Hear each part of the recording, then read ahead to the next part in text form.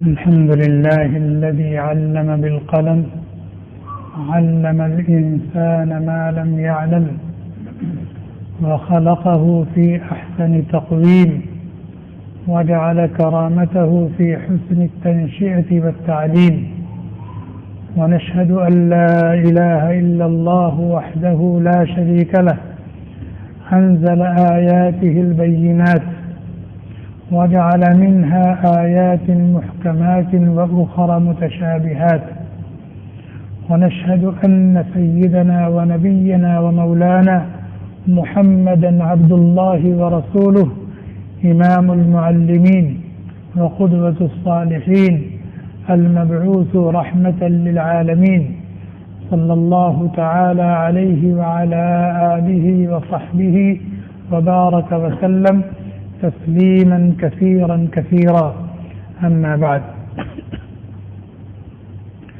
أعوذ بالله من الشيطان الرجيم بسم الله الرحمن الرحيم فاعلم أنه لا إله إلا الله واستغفر لذنبك وللمؤمنين والمؤمنات والله يعلم متقلبكم ومثواكم وقال تعالى وقل رب زدني علما. ایک لمبے وقفے کے بعد آج ہم پھر اس مسجد میں حصول علم دین کی نیت سے اکٹھا ہوئے. اللہ تعالی ہمارے اس جمع ہونے کو قبول فرمائے، اپنی رضا اور خوشنودی کا ذریعہ بنائے اور ہمیں توفیق دے کہ استقامت اور پابندی کے ساتھ یہ سلسلہ مستمر رہے، جاری رہے. حصول علم دین یہ بہت بڑی عبادت ہے. حصول علم دین بہت بڑی عبادت. قرآن کریم کا علم، احادیث مبارکہ کا علم اور قرآن و حدیث سے نکلے ہوئے مغز اور لب و لباب جس کو فقہ کہا جاتا ہے اس کا علم، یہ علوم نبوت. تو علوم نبوت کا حصول بہت بڑی عبادت ہے. کتنی بڑی عبادت ہے کہ اللہ تبارک و تعالی کا جو سب سے پہلا حکم آیا ہے، زمین کا آسمان سے رابطہ ہوا ہے، نبی علیہ الصلوۃ والسلام کو جس کے ذریعے سے نبوت عطا کی گئی ہے، آپ کے مبارک سر پر نبوت کا تاج رکھا گیا ہے، خلعت نبوت سے سرفراز کیا گیا ہے. وہ پہلا حکم کیا تھا؟ اقرا، پڑھیے. پڑھیے کیا پڑھیے؟ جو کچھ اللہ تبارک و تعالی نازل فرما رہے ہیں بندوں کی ہدایت و رہنمائی کے لیے، ان کے خیر اور بھلائی کے لیے اس کو پڑھیے. اور ظاہر وہ ہے کیا؟ قرآن، حدیث، فقہ. اسی طرح سے دوسری جگہ اللہ تعالیٰ کا فعلم، سیکھو، جانو. کیا سیکھیں، کیا جانیں؟ انہ لا الہ الا ہو، انہ لا الہ الا اللہ. اس بات کو سیکھو، اس بات کو جانو کہ عبادت اور بندگی کے لائق صرف اللہ ہے. اللہ کے علاوہ کوئی اور عبادت و بندگی کے لائق نہیں ہے. جب اس بات کو سیکھ لیا، جان لیا، اب اس کے تقاضے پر عمل کرو. صرف اسی ایک کی عبادت کرو، اسی ایک کے گن گاؤ، اسی ایک کے سامنے اپنے آپ کو جھکاؤ. تو اللہ تبارک و تعالیٰ نے اس آیت کریمہ میں بھی سب سے پہلے جو حکم دیا ہے وہ کیا دیا؟ سیکھنے کا، جاننے کا. تو دین کا علم حاصل کرنا، دین کو سیکھنا، یہ بہت بڑی عبادت ہے، بہت بڑی عبادت ہے، بہت بڑی عبادت ہے. اسی لیے اللہ تعالیٰ نے اپنے نبی کو حکم دیا قر رب زدنی علما، کہا کریں یعنی دعا کریں، کہا کریں یعنی دعا کریں، اے میرے رب میرے علم میں اضافہ فرمائی، اے میرے رب میرے علم میں اضافہ فرمائی۔ اور ظاہر یہ اضافہ ہوگا کیسے؟ وہاں تو اضافہ ہو رہا تھا نزول وحی سے، اور ہمارے ہاں اضافہ ہوگا سیکھنے سے، پڑھنے سے۔ رب زدنی علما، علم اتنی عظیم نعمت ہے کہ اللہ تبارک و تعالی اپنے نبی کو خود سکھا رہے ہیں۔ وَعَلَّمَكَ مَا لَمْ تَكُنْ تَعْلَمْ، آپ کے رب نے آپ کو وہ سب کچھ سکھایا جو آپ نہیں جانتے۔ وَوَجَدَكَ ضَالًّا فَهَدَىٰ، آپ کو احکام شرع سے ناواقف پایا، آپ نہیں جانتے تھے کہ وہ کون سے بول ہیں، وہ کون سے کام ہیں جن سے اللہ خوش ہوتا ہے، وہ کون سے بول ہیں اور کون سے کام ہیں جن سے اللہ ناخوش و ناراض ہوتا ہے۔ اللہ تعالیٰ نے آپ کو بتایا، آپ کو سکھایا۔ اللہ تعالیٰ یہ موقع امتحان میں ذکر کر رہے ہیں کہ اللہ تعالیٰ کا آپ کے اوپر بے انتہا فضل ہے، کرم ہے، اور انہی فضل اور کرم میں سے ایک بڑا کرم یہ ہے۔ ایک جگہ کہتے ہیں هل يستوي الذين يعلمون والذين لا يعلمون، کیا وہ لوگ جو وضو کرنے کا طریقہ جانتے ہیں، نماز پڑھنے کا طریقہ جانتے ہیں، غسل کرنے کا طریقہ جانتے ہیں، روزہ رکھنے کے آداب سے واقف ہیں، اور ماں باپ کے حقوق، اللہ کے اور اللہ کے نبی کے حقوق، کتاب اللہ کے حقوق، پڑوسیوں کے حقوق، ان حقوق سے جو لوگ واقف ہیں وہ لوگ، اور وہ لوگ جو ان امور سے ناواقف ہیں، وہ دونوں برابر ہو سکتے ہیں؟ اللہ تعالیٰ نے فرق بیان کیا، دونوں برابر ہو سکتے ہیں؟ نہیں، فرمایا جس طرح سے بینا اور نابینا برابر نہیں ہو سکتے، جس طرح سے دھوپ اور سایہ برابر نہیں ہو سکتے، جس طرح سے روشنی اور تاریکی برابر نہیں ہو سکتے، جس طرح سے مردے اور زندے برابر نہیں ہو سکتے، اسی طرح سے اہل علم اور جو علم سے نابلد ہے وہ دونوں برابر نہیں ہو سکتے۔ تو ہم طلب علم دین کی غرض سے یہاں اکٹھا ہوتے ہیں۔ یہ خود ایک بہت بڑی عبادت ہے، اللہ تبارک و تعالیٰ کا بہت بڑا حکم ہے، اللہ تعالیٰ نے اس کی تاکید فرمائی، اور قرآن اور حدیث میں ان لوگوں کے بڑے فضائل ذکر کیے گئے ہیں جو اس مقصد کے لیے جد و جہد کرتے ہیں، قربانیاں دیتے ہیں، راستے طے کرتے ہیں، ان کے لیے بڑے بڑے انعام و اکرام ہیں۔ تو ہم سب طالب علم دین ہیں۔ طالب علم دین وہی نہیں ہے جس نے کسی مدرسے میں داخلہ لے لیا اور وہاں جو ترتیب ہے سیکھنے سکھانے کی، پڑھنے پڑھانے کی، وہاں کا جو نصاب ہے، کورس ہے، اس سے اپنے آپ کو وابستہ کر لیا تو وہی طالب علم ہے، اور قرآن و حدیث میں طالب علم کے جو فضائل ہیں وہ اسی کے لیے خاص ہے، ایسا نہیں۔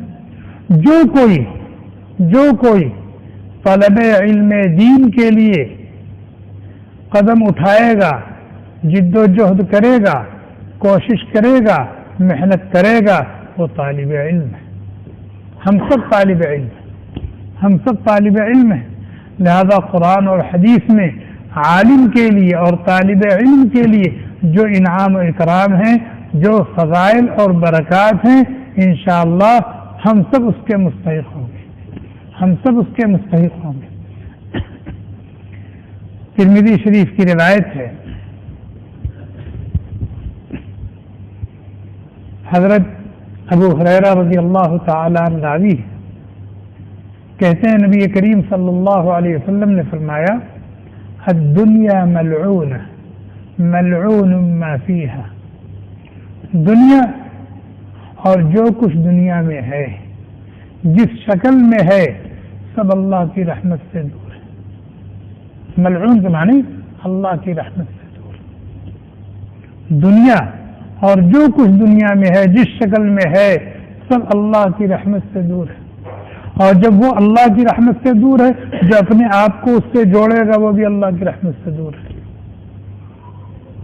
دنیا اللہ کی رحمت سے دور ہے، جو آدمی دنیا کا کتا بنے گا وہ بھی اللہ کی رحمت سے دور جائے گا۔ دنیا میں جو کچھ ہے وہ اللہ کی رحمت سے دور ہے، تو جو اس میں اپنے آپ کو الجھائے گا، اللہ کی دی ہوئی استعداد اور صلاحیتوں کو، اللہ کو اور اللہ کے حکام کو فراموش کر کے اس پر فدا کرے گا، قربان کرے گا، وہ بھی اللہ کی رحمت سے دور ہے۔ الدنیا ملعونہ ملعون ما فیہا۔ تو جب دنیا اور جو کچھ دنیا میں ہے وہ اللہ کی رحمت سے دور ہے، تو اللہ کی رحمت کے قریب کیا ہے؟ فرمایا الا ذکر اللہ وما والاه۔ ہاں، اللہ کی رحمت سے قریب کیا چیز ہے؟ وہ تمام اعمال اور اقوال، وہ تمام اعمال اور اقوال جن پر اللہ کی رضا مرتب ہوتی ہے، وہ تمام اقوال اور اعمال جن پر اللہ کی رضا مرتب ہوتی ہے، جن کا اللہ نے حکم دیا ہے، وہ اللہ کی رحمت سے قریب ہیں۔ جب آپ اپنے آپ کو ان اقوال اور اعمال سے جوڑیں گے، وابستہ کریں گے، تو آپ بھی اللہ کی رحمت سے قریب ہو جائیں گے۔ اور فرمایا وما والا، اور وہ چیزیں جو ان امور کو انجام دینے میں ممد و معاون ثابت ہوتی ہیں، جو اللہ کی رحمت کے قریب ہیں، تو وہ بھی بالواسطہ اللہ کی رحمت کے قریب ہو جائیں گے۔ نماز یہ عمل اللہ کی رحمت کے قریب ہے، جو اپنے آپ کو نماز سے جوڑے گا وہ اللہ کی رحمت کے قریب آ گیا۔ ذکر اور تلاوت یہ اللہ کی رحمت کو کھینچنے والے اعمال ہیں، اللہ کی رحمت کو اتارنے والے اعمال، جو اپنے آپ کو ان سے جوڑے گا وہ بھی اللہ کی رحمت کے قریب ہو جائے گا، اللہ کی رحمت اس پر بھی اترے گی۔ اگر کوئی آدمی کھانا اس لیے کھاتا ہے تاکہ میرے بدن کے اندر قوت ہو اور میں جم کر کے نماز پڑھوں، جم کر کے تلاوت کروں، ذکر کروں، اب اس کا یہ کھانا یہ وما والاه میں سے ہو گیا، کیا ہو گیا؟ اور اس کا یہ کھانا بھی عبادت بن گیا۔ وہ سو رہا ہے اس لیے سے سو رہا ہے تاکہ سویرے اٹھے، تازہ دم ہو کر تہجد پڑھے اور فجر کی نماز جماعت کے ساتھ پڑھے۔ اب اس کا یہ سونا وما والاه میں سے ہو گیا، لہذا یہ بھی عبادت بن گیا۔ گرمی ہے، کھڑا ہوتا ہے نماز پڑھنے کے لیے، پسینہ پسینہ ہو جاتا ہے، اے سی لگوا لیا، پنکھا لگوا لیا تاکہ سکون سے کتابوں کا مطالعہ کر سکے، سکون سے قرآن کریم کی تلاوت کر سکے، سکون سے نماز پڑھ سکے۔ اب اس کا یہ اے سی لگوانا، یہ پنکھا لگوانا، یہ کیا ہو گیا؟ وما والاه میں سے ہو گیا، اس لیے کہ یہ اللہ تبارک و تعالیٰ کی عبادت و بندگی والے جو کام ہے اس میں ممد و معاون ثابت ہو گئی۔ ایک شخص نے مکان بنوایا، کسی اللہ والے سے کہا حضرت چلیے دعا کر دیجیے۔ اللہ والے گئے، مکان کو دیکھا، دعا دی، پوچھا یہ روشن دان کیوں لگوایا ہے، یہ کھڑکی کیوں لگوائی ہے، یہ کیوں لگوایا؟ حضرت یہ اس لیے لگوایا ہے تاکہ اس کے ذریعے سے تازہ ہوا آئے، روشنی آئے، دھوپ آئے۔ کاش تم نے یہ نیت کی ہوتی کہ اذان کی آواز آئے، دھوپ تو آتی ہی، کھڑکی تم نے لگوائی، روشن دان لگوایا، اس نیت سے لگوایا ہوتا تاکہ اس سے اذان کی آواز آئے، تو ہوا ہے، روشنی ہے، دھوپ، یہ تو گھلوا میں مل جاتی اور تم کو اس پر ثواب ملتا حسن نیت پر۔ وہی روشن دان ہے۔ اگر یہ نیت کر لیتے تو وہ روشن دان عبادت میں لکھا جاتا، ہاں عبادت میں لکھا جاتا اور وما والاه میں سے ہو جاتا، لیکن نیت نہیں کی تو وہ وہی رہ گیا۔ بہرحال تو اللہ کے نبی علیہ الصلوۃ والسلام نے فرمایا الدنیا ملعونہ ملعون ما فیها الا ذکر اللہ وما والاه۔ اور کون ہے اللہ کی رحمت سے قریب؟ وعالما، دین سکھانے والا، ظاہر سکھائے گا وہی جس کے پاس ہوگا، دین سکھانے والا یہ اللہ کی رحمت کے قریب ہے۔ اور کون اللہ کی رحمت کے قریب ہے؟ اور متعلما، دین سیکھنے والا، یہ 4 چیزیں ہیں پوری دنیا میں، پوری کائنات میں جو اللہ کی رحمت کے قریب ہے. وہ اقوال اور افعال جن پر اللہ کی رضا مرتب ہوتی ہے، اور وہ تمام چیزیں جو اللہ کی طاعت اور عبادت و بندگی میں ممد و معاون ہوں وہ اللہ کی رحمت کے قریب ہیں. جو دین سکھانے والے ہیں، دین سیکھنے والے ہیں، یہ اللہ کی رحمت کے قریب ہیں. اور ان 4 کے علاوہ جو کچھ ہے وہ اللہ کی رحمت سے دور ہے. جو اپنے آپ کو اس سے جوڑے گا وہ اللہ کی رحمت سے دور ہوگا. یہ حدیث میں نے کیوں سنائی؟ یہ بتانے کے لیے دین سیکھنے اور سکھانے والے کا مقام کتنا اونچا ہے. اور میں بتا دیا کہ طالب علم دین وہی نہیں ہے جو مدرسے میں داخلہ لے چکا ہے اور ہاسٹل میں رہ رہا ہے. نہیں، جو بھی دین سیکھنے کی غرض سے کسی دینی مجلس میں چلا گیا، کسی دینی کتاب کو لے کے مطالعہ کر رہا ہے، کسی عالم دین کے پاس چلا گیا، وہ سب طالب علم ہے. وہ سب طالب علم ہے اور ان کے لیے ترمذی ہی کی روایت ہے. حضرت انس رضی اللہ تعالی عنہ راوی ہیں. اللہ کے نبی علیہ الصلوۃ والسلام نے فرمایا: من خرج في طلب العلم فهو في سبيل الله حتى يرجع. من خرج في طلب العلم فهو في سبيل الله حتى يرجع. جو آدمی طلب علم دین کے لیے نکلا، کہاں سے نکلا؟ اپنے گھر سے نکلا. جو شخص طلب علم دین کے لیے نکلا، کہاں سے نکلا؟ اپنے گھر سے نکلا. کہہ رہے وہ فی سبیل اللہ ہے، اللہ کے راستے میں، وہ اللہ کے راستے میں. اور کب تک اس کو اللہ کے راستے میں شمار کیا جائے گا اور اللہ کے راستے میں رہنے کا اجر و ثواب اس کو ملتا رہے گا حتی یرجع، یہاں تک کہ وہ اپنے گھر واپس آ جائے. یہاں کوئی قید نہیں ہے کئی دن کے لیے نکلا ہے. یہاں کوئی قید نہیں، کئی دن کے لیے نکلا، کئی گھنٹے کے لیے نکلا، اور کہاں نکلا، کہاں گیا، کتنی دور، کوئی قید نہیں. چنانچہ خرج ہم سب لوگ اپنے گھر سے نکل کے آئے ہیں، اور جب سے نکلے ہیں تب سے فی سبیل اللہ ہیں. جب تک یہاں رہیں گے تب تک فی سبیل اللہ رہیں گے، اور جب یہاں سے واپس جائیں گے تب بھی فی سبیل اللہ رہیں گے، یہاں تک کہ گھر میں پہنچ جائیں. یہ معمولی اجر و ثواب ہے. من خرج فی طلب العلم فهو فی سبیل اللہ حتی یرجع. حتی یرجع، یہاں تک کہ واپس رہ جائے. گھنٹہ، 2 گھنٹہ، 4 گھنٹہ، دن، 2 دن، کوئی قید نہیں. حتیٰ کہ ایک شخص نماز پڑھنے کے لیے مسجد آ رہا ہے، وہ یہ بھی نیت کر لے کہ مسجد میں جا کے میں کچھ سیکھ لوں گا، پڑھ لوں گا. تو نماز کے لیے آنے پر جو اجر و ثواب ہے کہ ایک ایک قدم پر ایک ایک نیکی، ایک ایک گناہ معاف ہوتے، ایک ایک درجہ بلند ہوتا ہے، وہی وہ شخص فی سبیل اللہ بھی شمار کیا جائے گا، اس لیے کہ اس نے طلب علم کی نیت کر لی اور آیا یہاں کوئی آیت پڑھ لی یا اور کوئی چیز سیکھ لی، پوچھ لی، پڑھی لی، اس کو یہ فضیلت حاصل ہو گئی. ترمذی ہی کی روایت ہے. حضرت عبداللہ بن مسعود رضی اللہ تعالی عنہ راوی ہے.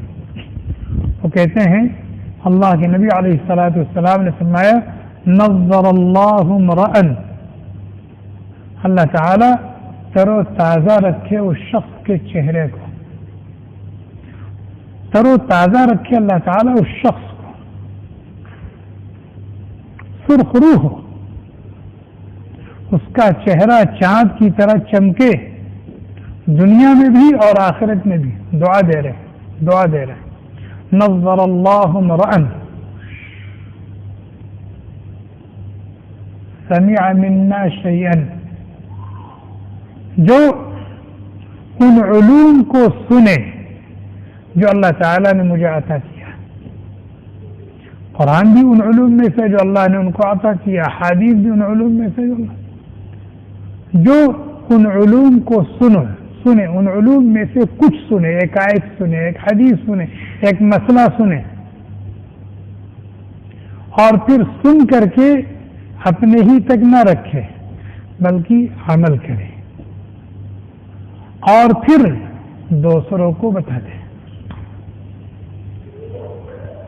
رحم اللہ نظر اللہ امرأ سمع منا شيئا فبلغه كما سمعه. جیسے اس تک یہ امانت پہنچی ہے، یہ علم پہنچا ہے، اسی طرح یہ دوسروں کو پہنچا دے، دوسروں کو پہنچا دے. تو اللہ تعالیٰ اس کو تر و تازہ رکھے. یہ نبی کی دعا ہے اور نبی کی ہر دعا مقبول ہے، نبی کی ہر دعا مقبول ہے. اب ہمارے اپنے اختیار میں ہے کہ ہم اپنے آپ کو اس دعا کا مستحق بنا لیں.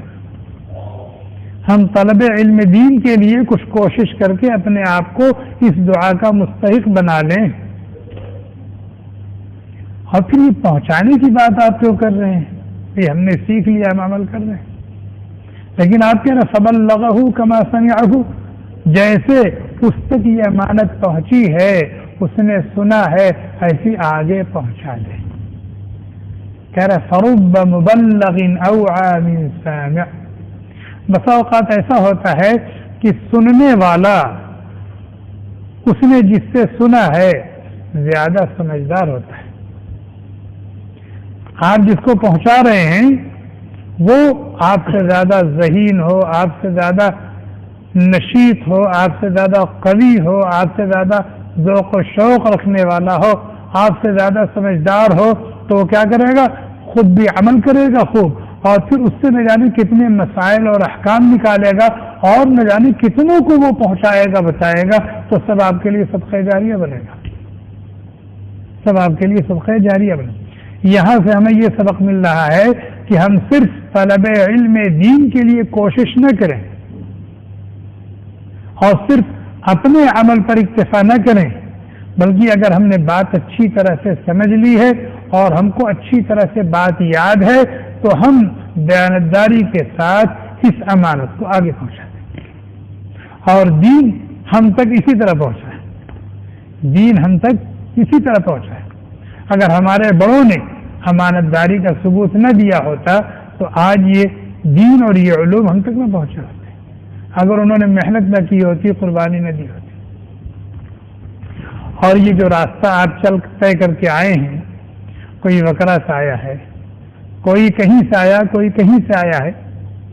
اللہ کے نبی علیہ الصلوۃ والسلام نے فرمایا طلب علم دین کے لیے جو راستہ طے کیا جاتا ہے، طلب علم دین کے لیے جو راستہ طے کیا جاتا ہے، اسی کے بقدر اللہ تعالیٰ اس کے لیے جنت کا راستہ آسان کر دیتے ہیں.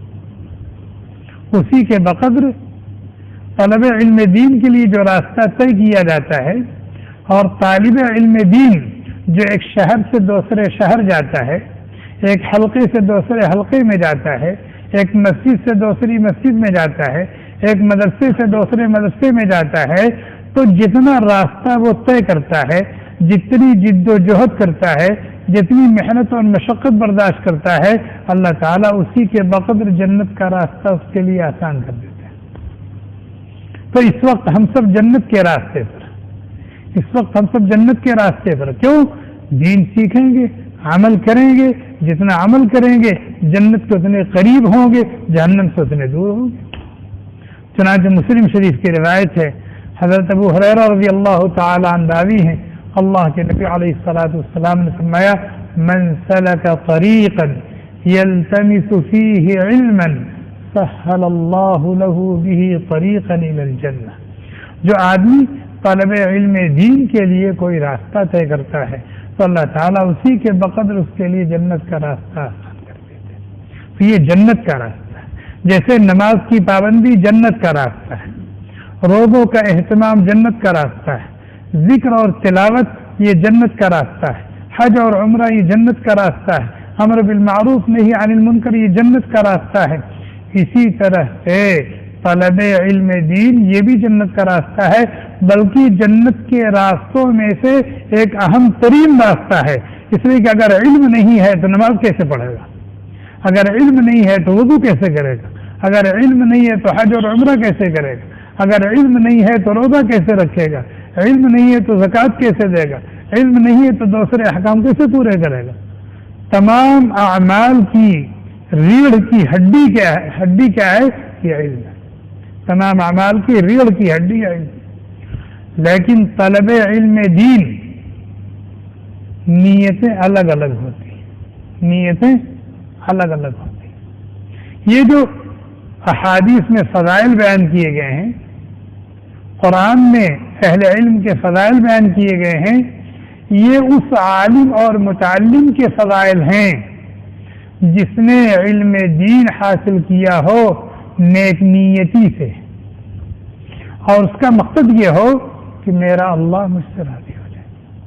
بھئی آپ نے مدرسے میں کیوں داخلہ لیا؟ آپ وہاں سے چل کر یہاں کیوں آئے؟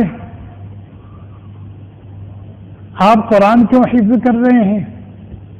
آپ حدیث کا علم کیوں حاصل کر رہے ہیں؟ آپ تفسیر کے دروس میں کیوں شرکت کر رہے ہیں؟ تاکہ میں مفسر ہو جاؤں، تاکہ میں حافظ قرآن ہو جاؤں، تاکہ میں عالم دین ہو جاؤں، تاکہ میں مفتی اور محدث ہو جاؤں؟ نہیں، اس کے اندر نفس کا دخل ہے. اس کے اندر کیا ہے؟ یہ جو نیتیں ہیں ان میں نفس کا دخل ہے. نہیں، ہم اس لیے یہ سب پاپڑ بیل رہے ہیں تاکہ ہمیں یہ معلوم ہو جائے کہ وہ کون سے عمل اور کون سے بول ہیں جن سے اللہ راضی ہوتا ہے، اور وہ کون سے اعمال اور اقوال ہیں جن سے اللہ ناراض ہوتا ہے. ہمیں اس کا علم ہو جائے، ہم وہ بول کر وہ کام کر جس پر اللہ کی رضا مرتب ہوتی ہے اللہ کو راضی کر لیں، اور ان بول اور ان کاموں سے بچ کر جن پر اللہ کی ناراضگی مرتب ہوتی ہے اس سے بچ کر اللہ کی ناراضگی سے بچ جائیں. ہم تو اس لیے یہاں آئے ہیں تاکہ اللہ کے احکام و اوامر کا علم ہو جائے اور ہم اس کو کریں، اللہ کو راضی کریں، اور نواہی و زواجر کا علم ہمیں حاصل ہو جائے اور ہم اس سے بچ کر اللہ کو راضی کریں. یہ ہے اصل نیت، یہ ہے اصل نیت. اگر ہم اس نیت سے دین کا علم حاصل کرتے ہیں، دین کی مجلسوں میں شرکت کرتے ہیں، قرآن اور حدیث کے دروس میں بیٹھتے ہیں، اس کو سنتے ہیں، یہ نیت ہماری ہے کہ اللہ راضی ہو جائے، اللہ کی مرضیات کا اور نامرضیات کا ہمیں علم ہو جائے، مرضیات پر چل کر اللہ کو راضی کرے، نامرضیات سے بچ کر اللہ کو راضی کرے. تب یہ سارے فضائل ہیں، سارے انعامات. اور یہاں جو قرآن اور حدیث میں عالم کہا گیا ہے، عالم کا مطلب وہ نہیں ہے یہاں کہ جس کے پاس دارالعلوم دیوبند کی سند ہو، دارالعلوم کراچی کی سند ہو، ندوۃ العلماء کی سند ہو، وہ عالم ہے. نہیں، وہ تو عرف میں عالم، عرف میں عالم. شریعت کی اصطلاح میں عالم ہر وہ مرد اور ہر وہ عورت ہے جس کے پاس دین کا اتنا علم ہے کہ وہ جانتا ہے اور وہ جانتی ہے کہ وہ کون سے اقوال اور افعال ہیں جن سے اللہ راضی ہوتا ہے، وہ کون سے اقوال اور افعال ہیں جن سے اللہ ناراض ہوتا ہے. اللہ تعالیٰ نے ہمیں نماز پڑھنے کا حکم دیا ہے، تو نماز کا طریقہ کیا ہے؟ نماز پڑھنے کے لیے وضو کرنا ضروری ہے، تو وضو کا طریقہ کیا ہے؟ کبھی کبھی غسل کی ضرورت ہوتی ہے، تو غسل کا طریقہ کیا ہے؟ اللہ تعالیٰ نے ہمیں روزہ رکھنے کا حکم دیا ہے، تو روزہ رکھنے کے مسائل کیا ہیں، ان کے آداب کیا ہے، اس کا طریقہ کیا ہے؟ ہمارے اوپر حج فرض ہے، تو حج کرنے کا طریقہ کیا ہے؟ یہ علم جس کو حاصل وہ عالم. ایک آدمی تجارت کی لائن سے جڑا ہوا ہے، اب تجارت کی لائن سے جو اصول اور احکام ہیں اللہ تعالیٰ نے جو نازل فرمائے ہیں، نبی نے جو ہدایتیں دی ہیں، اس نے وہ حاصل کی اور میدان تجارت میں اترا ہوا ہے، عالم ہے، عالم. اور اگر کوئی آدمی اس لیے علم حاصل کر رہا ہے تاکہ لوگ حضرت مفتی صاحب کہیں، لوگ علامہ اور فہامہ کہیں، لوگ امام المعقول والمنقول کہیں، لوگ اس کی تقریر، اس کے بیانات سن کر واہ واہ کریں، عش عش کریں، اس لیے علم حاصل کر رہا ہے تاکہ بحث و مباحثہ کرے اور اپنی برتری جتائے، لوگوں کو رسوا اور ذلیل کرے، تو ایسے لوگوں کے لیے بڑی وعید ہے. ان میں سے ایک حدیث ابو داؤد شریف کی روایت ہے، اللہ کے نبی علیہ الصلوۃ والسلام نے فرمایا: من تعلم علما مما يبتغى به وجه الله تعالى لا يتعلمه إلا ليصيب به عارض من الدنيا لم يجد عرف الجنة يوم القيامة يعني ريح. جو آدمی علم حاصل کرتا ہے اور وہ علم حاصل کرتا ہے جس کے ذریعے سے اللہ کی رضا حاصل کی جا سکتی ہے، اللہ کو راضی کرنے والے، اللہ سے اجر و ثواب پانے والے کام وہ کسی دنیاوی غرض سے کر رہا ہے. ایک شخص مفتی بنا، بہترین حافظ ہے، بہترین عالم ہے، لیکن اس کی نیت میں کھوٹ تھا تاکہ مجھے کسی مدرسے کا شیخ الحدیث بنا دیا جائے، میں کسی دارالافتاء کا صدر مفتی بنا دیا جاؤں اور میں یہ کروں وہ کروں. حتیٰ کہ اہل علم منع کرتے ہیں اس نیت سے بھی تاکہ میں دوسروں تک دین پہنچاؤں. فرمایا اس میں بھی نفسانیت کی بو آ رہی ہے، اس نیت میں بھی نفسانیت کی بو. صرف یہ نیت کرو تاکہ میرا اللہ راضی ہو، تاکہ میرا اللہ راضی. فرمایا اس میں بھی نفسانیت کی بو ہے، بڑکپن ہے اس میں کہ میں لوگوں تک دین پہنچاؤں، لوگوں کو دین سکھاؤں. تو فرمایا کل قیامت کے دن اس کو جنت میں جانا تو کجا، جنت کی بو بھی نہیں ملے گی. لم یجد عرف الجنہ، جنت کی بو بھی نہیں ملے گی، جنت کی بو بھی نہیں ملے گی. جبکہ جنت کی بو 1 سال کی مسافت سے محسوس کر لی جائے گی. یعنی ایسا شخص جنت سے اتنی دور رہے گا، اور جو جنت سے اتنی دور رہے گا وہ کہاں رہے گا. تو ہم اپنی نیت کو خالص کریں. ایک طویل وقفے کے بعد، آج چونکہ پہلی نشست تھی اور کچھ ساتھی ہیں نہیں، اس لیے اس موضوع پر گفتگو کرنا میں نے ضروری سمجھا تاکہ ہم اپنی نیت درست کر لیں اور یہاں آنے کو، بیٹھنے کو عبادت سمجھیں، بلکہ اہم ترین عبادت سمجھیں، اہم ترین عبادت سمجھیں. اللہ تعالیٰ نے کہا فعلم، کان کھول کر سن لو، جان لو. کیا جان لیں؟ کہ اللہ کے علاوہ کوئی عبادت و بندگی کے لائق نہیں. یہ تو ایک دعویٰ ہے اللہ تعالیٰ کی طرف سے نا، یہ تو اللہ تعالیٰ کی طرف سے ایک دعویٰ ہے نا کہ اللہ کے علاوہ کوئی عبادت و بندگی کے لائق نہیں. ہر قسم کی عبادت و بندگی کا مستحق کون ہے؟ اللہ تعالیٰ. کوئی دعویٰ بغیر ثبوت کے قابل قبول ہے؟ آپ کوئی مقدمہ کریں تو آپ سے گواہوں کا مطالبہ ہوگا نہیں ہوگا؟ گواہوں کا مطالبہ ہوگا کہ نہیں ہوگا؟ اور اگر آپ گواہ نہیں پیش کر سکے تو آپ کے دعوے میں جان ہوگی؟ جان ہوگی آپ کے دعوے میں، مقدمہ خارج ہو جائے گا. تو اللہ تعالیٰ نے ایک دعویٰ کیا. کیا دعویٰ کیا؟ کہ میرے علاوہ کوئی عبادت و بندگی کے لائق نہیں. اللہ تعالیٰ سے کہا گیا کہ آپ کے پاس اپنے اس دعوے پر کوئی دلیل ہے، کوئی گواہ ہے؟ اگر کوئی پوچھے کہ اللہ آپ نے یہ دعویٰ کیا ہے کہ آپ کے علاوہ کوئی عبادت و بندگی کے لائق نہیں ہے، تو اپنے اس دعوے پر آپ کے پاس کوئی گواہ ہے، ثبوت ہے؟ تو اللہ تعالیٰ کہتے ہیں جی ہمارے اس دعوے پر ہمارے پاس 2 گواہ ہیں، اور 2 ہی گواہ چاہیے. گواہ پیش کر رہے، خود سے پیش کر رہے، مانگے گا کون ان سے گواہ؟ ان سے گواہ مانگے گا کون؟ لا يسأل عما يفعل وهم يسألون. وہ جو چاہیں کرے، ان سے کوئی پوچھ نہیں سکتا، اور وہ سب سے پوچھیں گے تم نے یہ کیوں کیا، تم نے یہ کیوں. ان کو حق، وہ خالق و مالک. لیکن یہاں اللہ تعالیٰ نے خود دعویٰ کیا اور پھر ثبوت بھی پیش کر رہے ہیں، گواہ بھی پیش کر رہے ہیں. ہے کسی کے ذہن میں کہاں گواہ ہے؟ شہید اللہ انہ لا الہ الا ہو. اللہ تعالیٰ نے دعویٰ کیا ہے کہ وہی عبادت و بندگی کے لائق ہیں، ان کے علاوہ کوئی عبادت و بندگی کے لائق نہیں. والملائکۃ واولو العلم قائما بالقسط. اور ہمارے اس دعوے پر اہل علم اور فرشتے یہ دونوں گواہ ہیں. کیا؟ واولو العلم والملائکۃ واولو العلم قائما بالقسط. اہل علم اور فرشتے یہ ہمارے اس دعوے پر گواہ. یہ آیت میں نے کیوں سنائی؟ اہل علم کی فضیلت کو بیان کرنے کے لیے کہ جن کے پاس دین کا علم ہے ان کا مقام و مرتبہ کتنا اونچا ہے کہ اللہ تعالیٰ اپنی دعوی وحدانیت پر ان کو گواہ کے طور پر پیش کر رہے ہیں اور فرشتوں کے ساتھ. سمجھ میں آیا؟